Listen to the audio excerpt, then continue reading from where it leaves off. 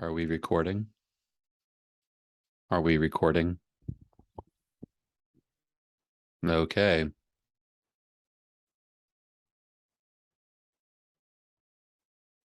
Hello, writers and crafters.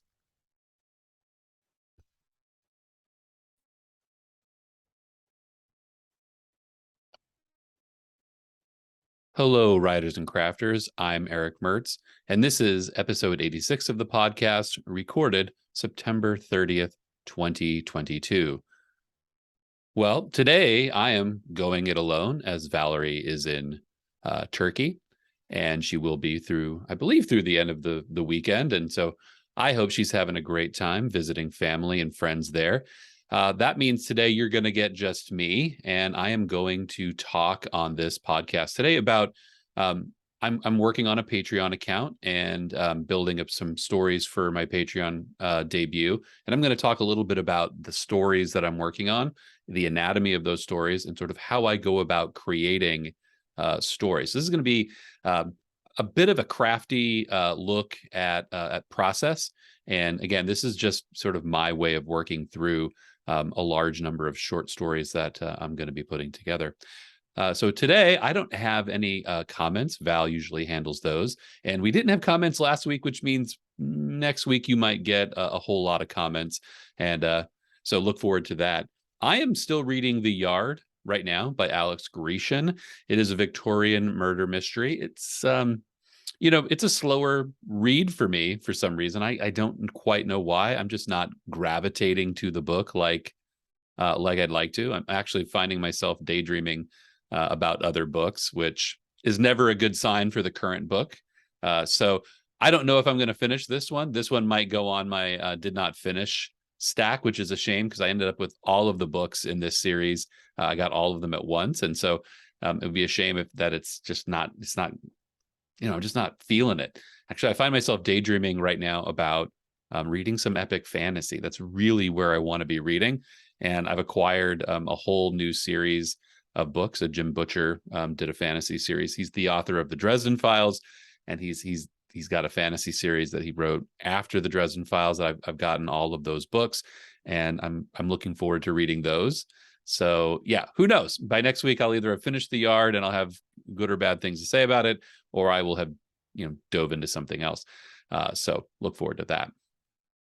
Okay, so let's talk a little bit about, first off, like what my Patreon account or Patreon process is going to be. So the first thing Patreon asks you to do is to define your project. And so for this project, I am saying that there's like a defining statement that Patreon, people put on the top of their Patreon accounts. And for me, I'm going with Erick Mertz writes paranormal mysteries, paranormal unsolved mysteries with an eldritch twist. Now I chose that as my kind of big header because it defines what I do. I write paranormal mysteries. I like a lot of unsolved elements in my mysteries. Anyone who's read my writing will probably see that influence of the old NBC series, Unsolved Mysteries. It's my favorite television. It's probably my favorite anything, really, like storytelling ever. I can watch those episodes over and over again. They're a big influence on the way I write, and what I like about them is that element of uncertainty. Okay, I love that feeling of you get a little bit of a story, you find out who, what, when, where, but you maybe get a little why, but it never really wraps up. You're left with this complete piece of a story, but you don't get the solution. And I love that feeling. For me, it's very satisfying. It's hard to do in writing because readers, they want resolution. So what I try to do is I walk that tightrope between a story that's well told, a story that satisfies that mystery element, but also leaves it open-ended enough that the reader can look at it and say, oh, like what did happen there? I wonder what that part of the encounter was like. So I want to create questions for the readers. I feel like for me, when I read mysteries, especially short stories, I like the tease. I like the tease that mystery provides. It's why I love the genre.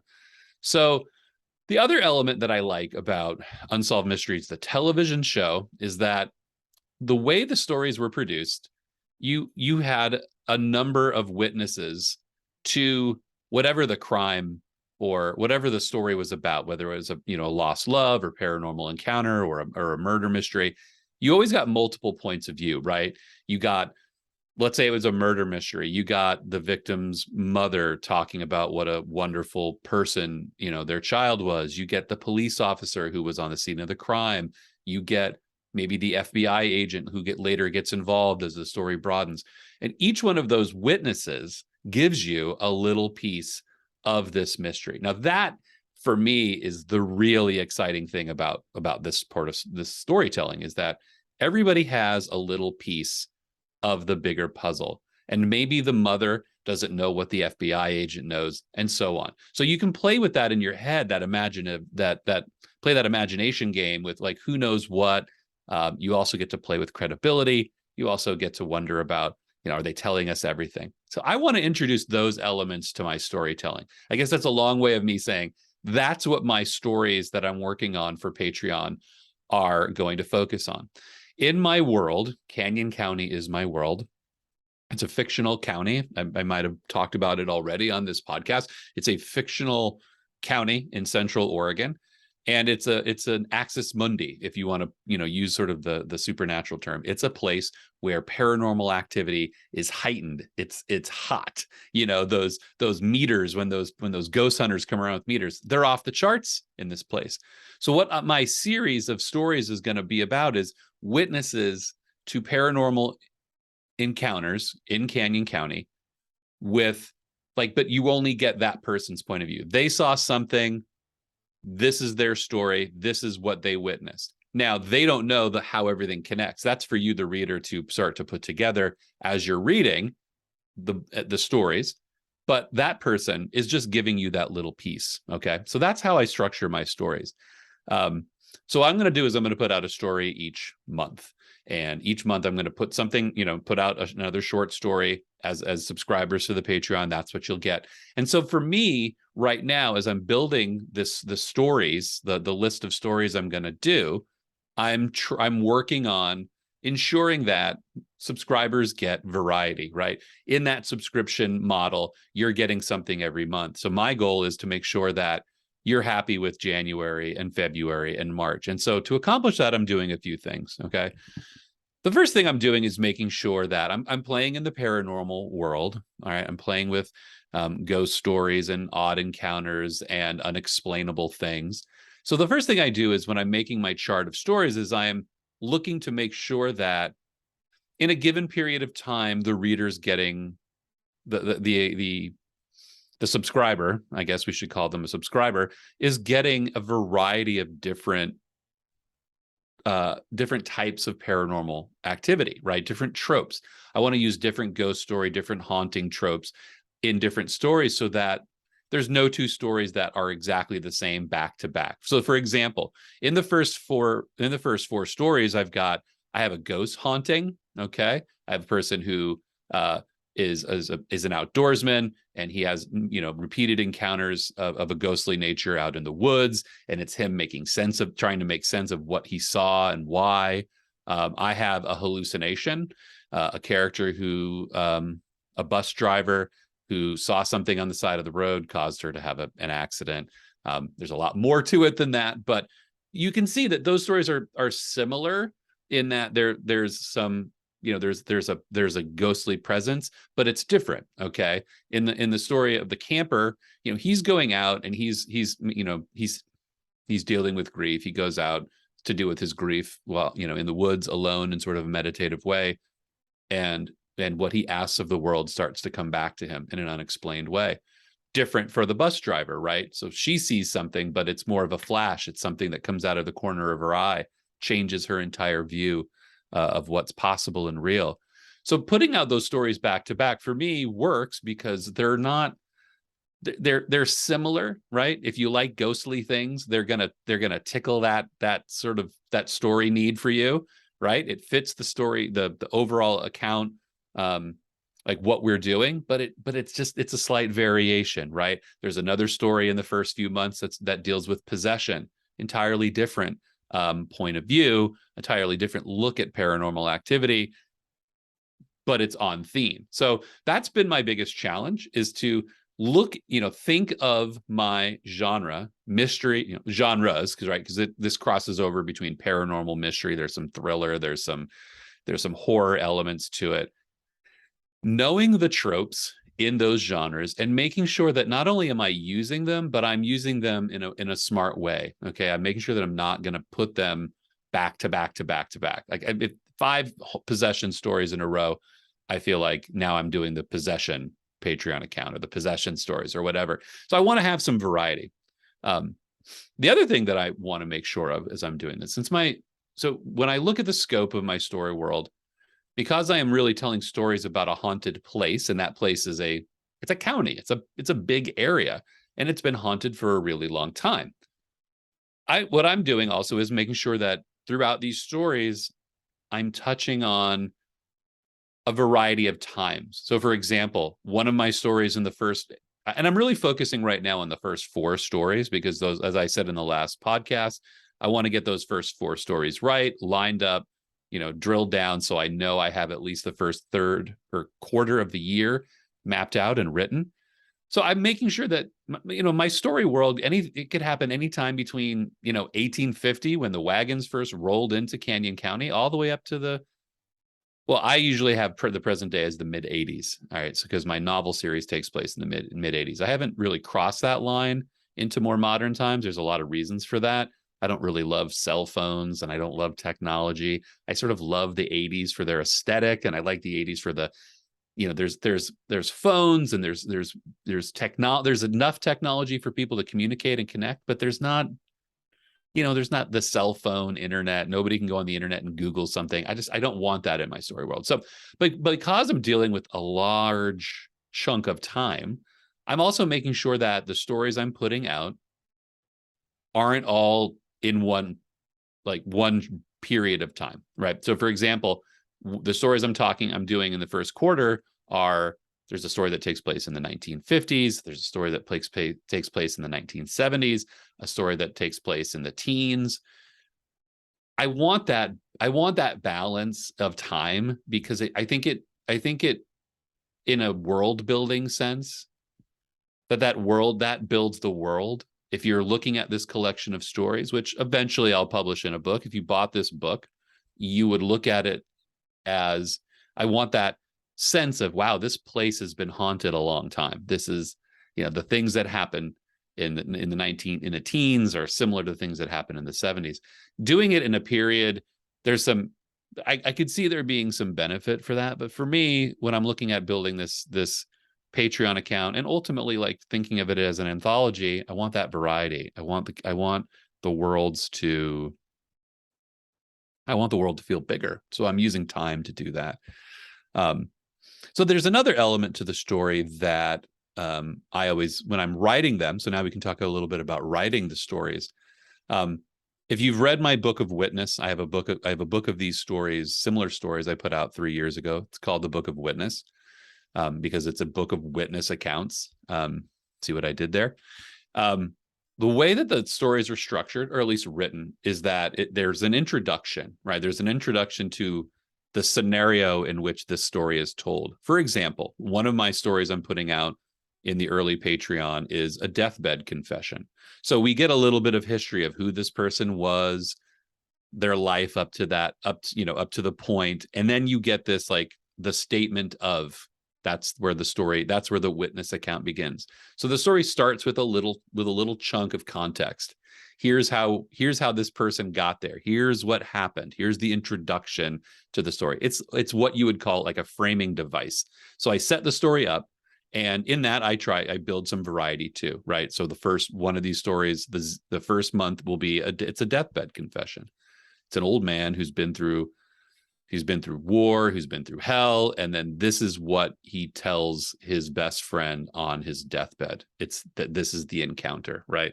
So that frame is important for me. So what I do when I write these stories is I write the framing device first, Because for me, it's really important to give some credibility to that idea that this is a witness account, right?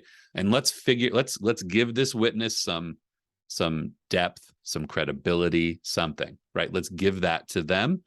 And just how did we get here? In the bus accident story, right? I give the, where the bus was headed, who was on the bus, how, who the bus driver was, because that's important. It really sets up for me the witness account, because when the witness starts speaking, I want you to know who that person is. And I don't want them to introduce themselves to you and say, "Hi, my name is Angus McGregor. Let me tell you my story." I introduce to you Angus McGregor and then let him tell his story, because I want it to feel natural. Again, going back to the reference point of Unsolved Mysteries, I love that. Again, that person, we'll get the little caption on the screen. This is, Richard James, FBI agent. So who he is. You can assume, because he's an FBI agent, some of his pedigree, and he's just telling you what he saw. So I try to replicate that with a little bit of framing device. And I always end the story with a little bit of framing device. So the story structure is like this: introduction, who the person is and how they ended up kind of in this place where they had the encounter. Let them give their statement, which is the bulk of the story. It's usually 75% of the story. And then there's an end chunk. That end chunk is for an ironic twist. It's to pay off what I've set up throughout the story. And I won't go into too much detail, because that's like, how you end a story is ultimately a whole podcast or a whole series of podcasts on its own. It's a craft. It's a part of the craft, is ending the story. But I use that ending to sort of either like create an ironic twist, or to finish off the story, to give it that, not to resolve the, okay, this is what he saw was this, and this is where it came from. I don't explain in that. I just give the ending to the context that's around the account. So the fun part of writing these is that I love the character voice. Okay, let me say that's what gets these stories going. That's what I sketch down in my notebook. Okay, when I know that character's first line, I think I brought this up in the last podcast when Val was here. When I know that character's first line, what they say, I can write that character's story pretty quick, because now they're talking, they're giving their account. I'm just there to write it down. I have a framework. I write down, and if you're watching this on YouTube, I'm gesturing to the other side of my L-shaped desk, because that's where I've just written one of these stories out. I write the beats out. I write out okay, this is what they're going to start talking about this, or they're going to be evasive here. And I map the whole thing out. But once I get that first line, they're guiding me through that story, right? And I can get into their head pretty quick. Yesterday, I worked on one. I worked on the hunting story, the camping story. That one really just like a knife through butter, like they say, like a hot knife through butter. That story came out almost fully formed. It was so clear because I had that first line. And once I have the first line, I've got their voice. And once I have their voice, the story starts to tell itself. Now, one of the things I have to be aware of in these accounts is that by setting up the framework, I am creating some rules. I do recognize that. But I do write the frame first. I make sure that I have the context for how that person got to that point where they're telling the story, right? So since it's a deathbed confession, right, I wrote who the person was and how they got sick, and then who their friend was to hear their story. I wrote all that. But I try to, when I get into that character voice, I let that character voice tell it. And there are times when I write that story, I'm writing that character account, and they're saying something different. It defies a little bit of the story logic that I have in the framework. It defies a little bit of the story logic that I have at the ending framework, right? The end of the story. And so I really let that rule. For me, it's that character's voice is what sells the story. I've spoken to a number of the people who've read these stories and liked them, and It's the person. I ask them what stories they like out of the anthology, and they always name a character. They don't name the story. I think that always is telling to me that it's more, oh, I like this person, I like that person. So I let that person's story rule. If I write that witness account and I really like it, I think it works, I will go back and change the framing device to fit that. And a few times in my previous anthology, The Book of Witness, which contained 14 of these stories, I made a lot of changes in those in those framing devices to accommodate the witness, because the way I look at it, and this gets into that writer woo-woo stuff, or the magic of writing, but it's not my story anymore. Once they start telling that story, I have little control. There are moments when I'm writing, especially this type of thing, which is an account, right? It's somebody fessing up to something. It's somebody describing an experience. I have to get out of the way. And that's part of the joy of writing these. That's why I've kind of gone back into writing these stories, is that I'm spending a lot of energy in writing this novel series that I'm working on. I'm putting a lot of energy into fitting my main character's experience into the series. And that may sound like, of course, Erick, you're writing a series, you're making sure everything fits. And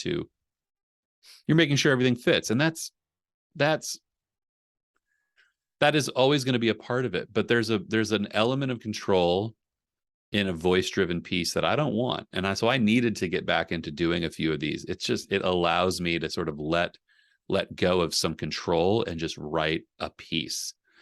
Okay. So that's really my process for writing these. Once I've written the first 4, I think I talked about this last week, but I'll go into more detail. I've identified a half a dozen people from my mailing list, people that were really big fans of the Book of Witness series. They really liked those stories. They have asked repeatedly for, hey, when are you going to do more of these? Or, hey, love the series, but what about this other stuff you used to do that I love? Well, I'm taking them up on that offer, right? I'm going to say, guys, if you love this stuff so much, help me as a beta reader. So what I'm asking them, and I'm going to ask them some detailed questions about what and one of the challenges I've given myself with this reiteration of my previous story writing style is I want to up it a little bit.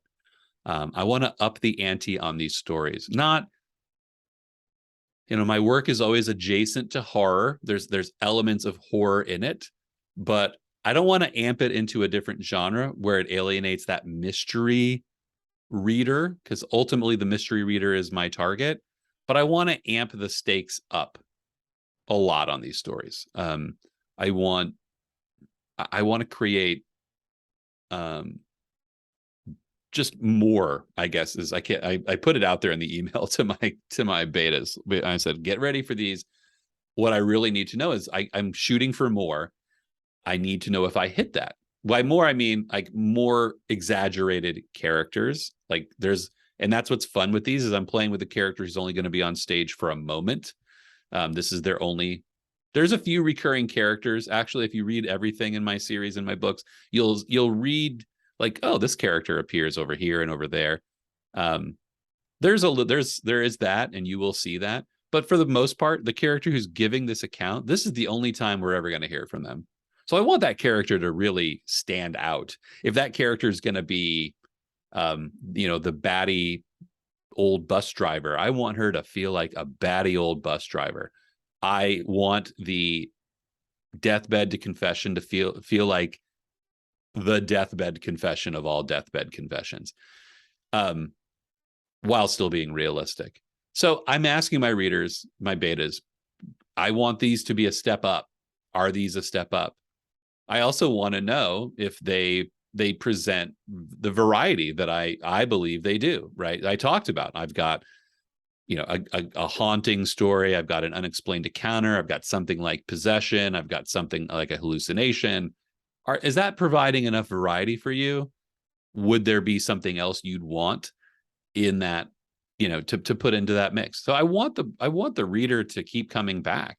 All right. I want that reader to anticipate that next story. I don't know how many of you are Patreon subscribers, but we all subscribe to things, right? There are things that we subscribe to that we want like, oh my gosh, Sunday night, the next Game of Thrones is coming out. Let's make sure we're at least near the TV on Sunday so we can get there.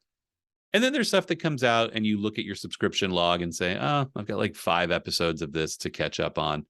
I want the first one, right? And I know that's a huge standard. I use Game of Thrones as a reference point, and that is a show that, despite its lagging finish in the original series, viewers want. So I want to create that. Yes, on a smaller scale with a Patreon subscriber list, but that's what I'm asking my betas to do. Are these stories really hitting that? Does the time frame fit in? And that leads me to the last real big point of something that I do with each of these stories. I want to introduce worlds, like a world. Canyon County is a world that is I'm introducing my readers to, but I want to introduce, it's really my goal to introduce every element of Canyon County, this imagined place, to my readers. I want to introduce everything. When I'm driving around in rural Oregon, small towns, those kind of things, I'm looking for things that I can use. And so, for example, I have a character whose story is told, and he's a regular at the VFW, the VFW bar hall, veterans of foreign wars. It's where soldiers who've returned from war, it's a bar for them. I want to be in that subculture, right? I want to show that subculture. There's another story in this first quarter of stories that deals with ice fishing. Now, you might say, Eric, do you know how to ice fish? Are you a veteran of a foreign war? And the answer to those things is no. And I say that no with kind of a delighted smile on my face, because as a writer, I want to explore those things. So the other element that I bring in, and I do a lot of research, right? So I'm read a lot about what the VFW halls were like in the 80s. I've read a lot about what, because that story takes place actually in the 70s. What were VFW halls like? I've actually done some interviewing with a bartender at the VFW in Oregon City, because I want to know, like, what's the difference between a VFW bar and a bar that I go into. So research becomes a big part of this, because I want that feeling of authenticity, right? I want that to feel like, I want it to feel good. So that world, for me, that's part of world building, that reality, right? So I've challenged myself that in each one of these stories, I'm going to touch on something that is foreign to me, right? I got a bus driver in the 50s driving the marching band to a basketball game. I've never been a bus driver. I don't know anything about like what high school basketball in the 50s was like. So I need to learn those things. I don't know what again, I don't know the VFW. I don't know ice fishing, but I will do whatever research is necessary to make that realistic. So that's the other thing I'm going to ask my beta readers. Hey, does this feel real? Am I straining credibility, like talking about ice fishing? Obviously, I'm not going to go out ice fishing before I write this story, or maybe I will, who knows? Probably not though, but I have to get as close as I can.